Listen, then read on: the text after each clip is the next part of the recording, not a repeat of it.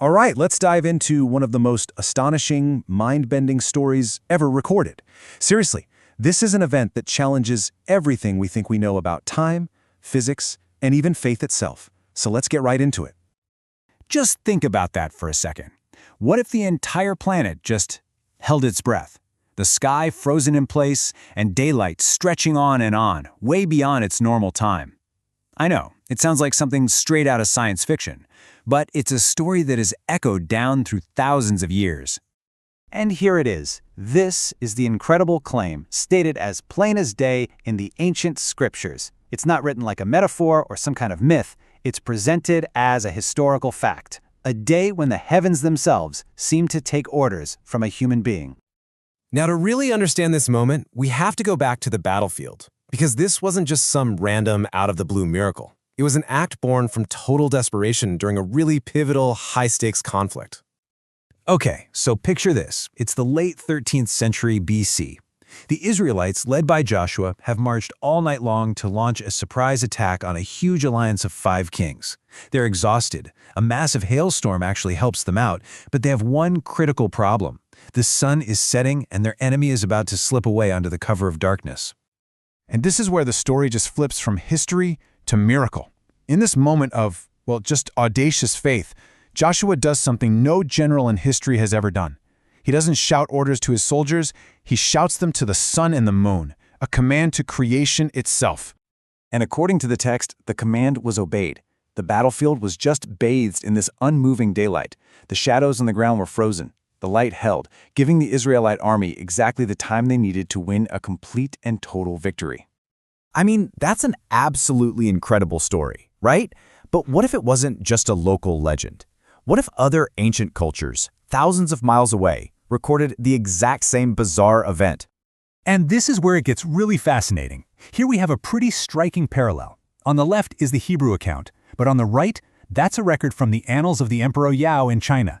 Now, while scholars debate the exact dating of the Chinese text, many place it in the very same historical window. And the language is, well, it's eerily similar, isn't it? Both describe a day that just refused to end. And it doesn't stop there. Over in nearby Egypt, we find fragments from the Papyrus of Ipuwer describing a bewildering time when the day is without darkness. Now, for a culture that basically worshipped the sun god Ra and the predictable rhythms of day and night, this would have been absolutely terrifying. Now we jump clear across the ocean, all the way to the Americas. And guess what? The story pops up again. Mayan and Aztec traditions, recorded in their ancient books, talk about a time long ago when there was a, quote, sun that halted in the middle of the sky and a night that refused to come. The list just keeps going. In Babylon, you have clay tablets that talk about a pause of Shamash, their sun god. In India, the Mahabharata tells of a great battle where the sun and moon stood still. Inca legends from South America tell of a day that never ended. So, are these all just massive coincidences? Are they just independent myths? Or could they be scattered memories of one single global event? So, of course, this brings us to our modern scientific brains, which are probably screaming, how, right? I mean, how could something like this possibly happen without totally destroying the planet? Let's look at some of the explanations people have come up with. Theologians and scientists have thrown a few ideas out there. So first, you've got the idea of an optical miracle. Maybe the light was just bent to create an illusion of daylight. Then there's the theory of a rotational adjustment, a supernatural and perfectly stabilizing slowing of the Earth's spin. Some think it could have been a purely local phenomenon, something with light and perception that only happened right there. Or if we think outside our physical laws, could the creator of time itself have simply stretched a moment? But maybe the point isn't about figuring out the exact mechanics. There's one perspective that says the laws of nature are just how God normally operates. So a miracle, from this point of view, isn't a violation of those laws. It's just a temporary variation commanded by the very same one who wrote them in the first place. But focusing only on the how can make us miss what the original text claims is the most important part of this whole story. The real miracle here wasn't just about cosmic mechanics. It was about a relationship, a conversation. And this verse, this really gets to the heart of it.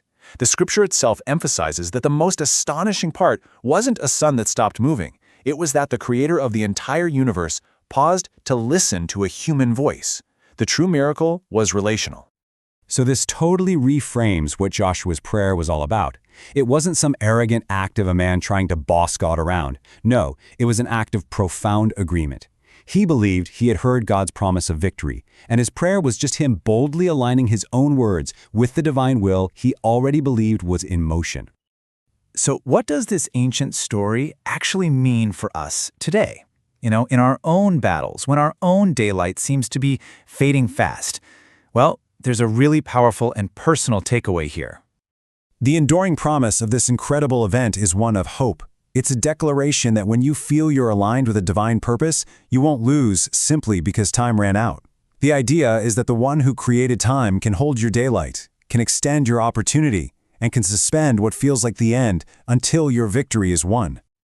So, this ancient story really becomes a very present-day question for all of us. When you're facing your own battles and the sun is setting on your hopes, what will your faith dare to ask for? Thanks for joining me for this one.